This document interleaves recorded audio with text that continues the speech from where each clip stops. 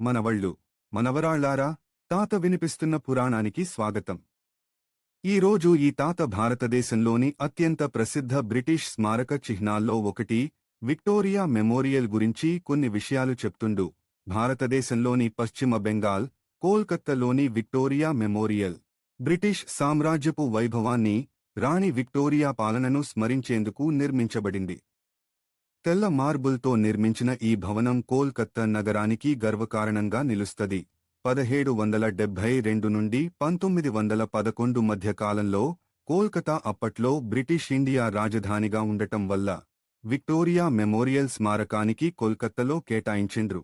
రాణి Victoria 1837 నుండి 1901 మధ్య కాలంలో బ్రిటిష్ సామ్రాజ్యంలో అత్యంత దీర్ఘకాలం పాలించిన రాణి. 1858 తర్వాత భారతదేశం బ్రిటిష్ క్రౌన్ పాలనలోకి వచ్చింది. 1876లో విక్టోరియాను భారతదేశ సామ్రాజ్ఞి ఎంప్రెస్ ఆఫ్ ఇండియాగా ప్రకటించిండ్రు. 1901లో రాణి విక్టోరియా మరణం తరువాత విక్టోరియా జ్ఞాపకార్థం భారతదేశంలో ఒక గొప్ప స్మారకాన్ని నిర్మించాలని బ్రిటిష్ ప్రభుత్వం నిర్ణయించింది. 1906లో విక్టోరియా మెమోరియల్ను అప్పటి నిర్మాణ viceroy of India lord Curzon ప్రతిపాదన చేసిండ్రు. 1921లో నిర్మాణ పూర్తయింది, ప్రజల సందర్శనకు తెరిచారు. ఇండో-సారాసెనిక్ శిల్పకళలో నిపుణుడు, బ్రిటిష్ ఆర్కిటెక్ట్ విక్టోరియా మెమోరియల్ని నిర్మించిండ్రు. Indo Saracenic architecture, European plus Mughal plus భారతీయ శిల్పకళల సమ్మేళనాన్ని. మక్రానా తెల్ల మార్బుల్.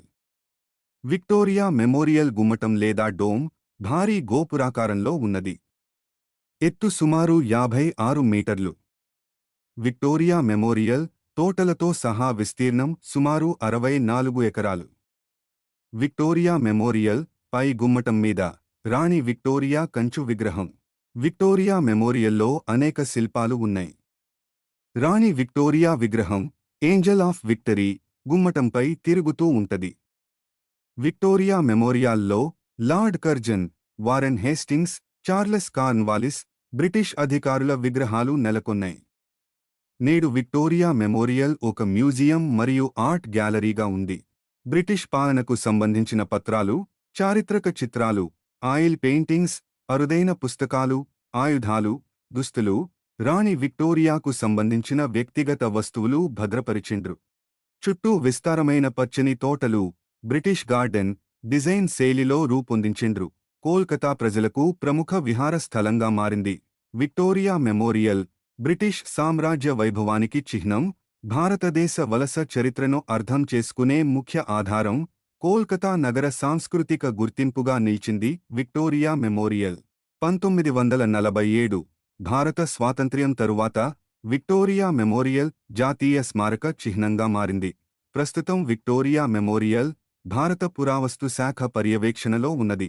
చూసిండ్రా మనవళ్ళు, మనవరాళ్లారా, విక్టోరియా మెమోరియల్ కేవలం ఒక భవనం కాదు, భారతదేశ వలస చరిత్రకు నిలువెత్తు సాక్ష్యం. బ్రిటిష్ పాలనలోని రాజకీయ, సాంస్కృతిక మార్పులను ప్రతిబింబించేలా నిలిచింది విక్టోరియా మెమోరియల్. మరి మనవళ్ళు, మనవరాళ్లారా, ఇవాటికి ఇది మస్తు. వచ్చే వారం మరో విషయం గురించి చెప్పుకుందాం. ఉంటాను మనవళ్ళు, మనవరాళ్లారా.